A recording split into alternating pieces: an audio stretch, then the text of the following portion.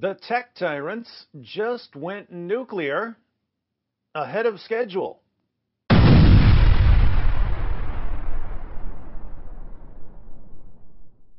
A month ago, I said this: the greatest single threat to your freedom here in the West is a handful of tech tyrants and the trust and safety teams on their platforms who are steering public opinion in certain directions by controlling what you can say and who will hear what you say.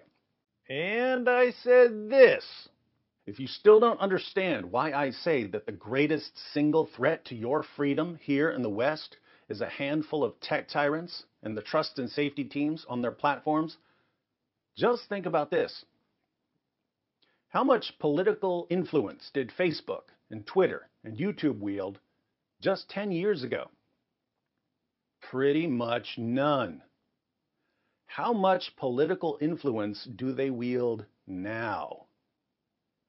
Do they ever get better, or do they constantly, relentlessly get worse, more power hungry, more oppressive?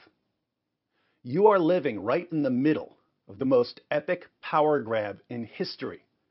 If these tech tyrants have been able to seize this much power and influence over the past decade, how much power and influence do you think they'll have in another decade?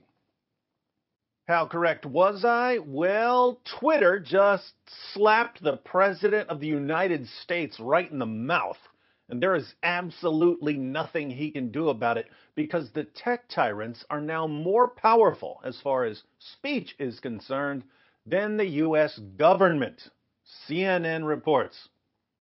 Twitter has suspended President Trump from its platform, the company said Friday evening, after close review of recent tweets from the @RealDonaldTrump account and the context around them. We have permanently suspended the account due to the risk of further incitement of violence, Twitter said. In the context of horrific events this week, we made it clear on Wednesday that additional violations of the Twitter rules would potentially result in this very course of action. Well, if President Trump was inciting violence, that would indeed be against the platform's policies, unless your name happens to be Muhammad, in which case you get a free pass. So let's see what Trump tweeted. Twitter's decision followed two tweets by Trump Friday afternoon that would end up being his last. The tweets violated the company's policy against glorification of violence, Twitter said. Oh my goodness, he was glorifying violence? And these two tweets must be read in the context of broader events in the country and the ways in which the president's statements can be mobilized by different audiences, including to incite violence, as well as in the context of the pattern of behavior from this account in recent weeks. The first tweet was about Trump's supporters. The 75 million great American patriots who voted for me, America first, and make America great again, will have a giant voice long into the future.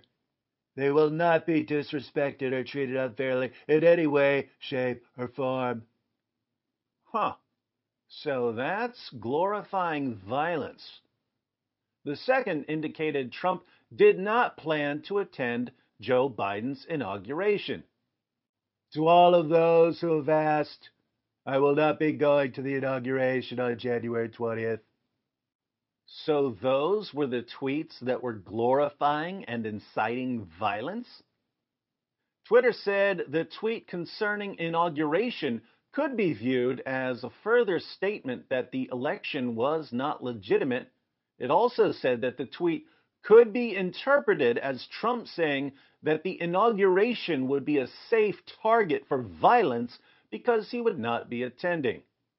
Now I get it. So when Trump tweeted that he wouldn't be attending Biden's inauguration, this could be read as an invitation to white supremacist terrorists to attack the inauguration. Sounds like the trust and safety team graduated from the Kathy Newman School of Comprehension.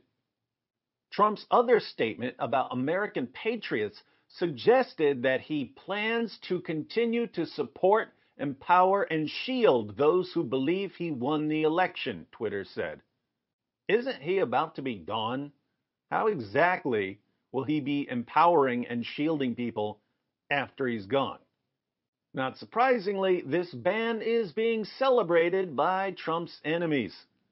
Civil rights leaders who have long criticized tech platforms for spreading hate speech and division welcomed Twitter's decision. Jonathan Greenblatt, the CEO of the Anti-Defamation League, called it an excellent step, a fitting end to a legacy of spewing hate and vitriol, Greenblatt said.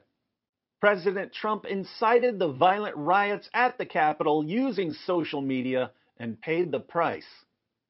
Eric Nang, a spokesman for Muslim advocates, said Twitter is showing real leadership. As Twitter notes, letting Trump continue to post tweets, Facebook posts, and YouTube videos for his white nationalist supporters risks further incitement of violence, Nang said. Now it is up to Facebook and Google/YouTube to follow Twitter's lead. Wow, that's interesting. That was the spokesman for Muslim advocates agreeing that Trump was glorifying and inciting violence when he said that he wouldn't attend Biden's inauguration. You could ask the same spokesman and the same organization if Allah was inciting violence when he ordered Muslims to fight those who do not believe in Allah, or if Muhammad was inciting violence when he ordered his followers to execute anyone who leaves Islam, and you'd get a resounding no. Welcome to a world where your speech is now monitored and controlled by people who decide what you mean based on whether they like you or not. If they like you, then you obviously mean something entirely peaceful, even if you're openly calling for the violent subjugation of the entire world. If they don't like you, then you're obviously calling for violence, even if you're simply giving instructions on how to make a sandwich. Making a sandwich? Oh my goodness. You know who also liked sandwiches? Hitler. Shut that sandwich account down immediately. Those sandwich instructions are basically a dog whistle calling for the next Holocaust. If you have a small account or a small channel and they don't like you, they'll just ban you. What are you going to do about it? If you have a big account or a big channel and they don't like you, they've already decided that they're going to ban you. They're just waiting for you to say something, anything that they can call hate speech. But if they really, really don't like you, they interpret everything you say as hate speech. So they can point to anything you say and call it hate speech. Now, I think the tech tyrants jumped the gun on this one. They had already won. There was no need to spike the ball. But they decided to do an end zone celebration that showed everyone how much power they have. About 3 or 4 years too early, this could backfire. If Twitter can justify silencing the President of the United States by saying that him not attending an inauguration is a call for violence, they can justify silencing anyone for saying anything. And most people don't like the idea of a bunch of narcissistic control freaks being able to silence them. But we'll see what happens.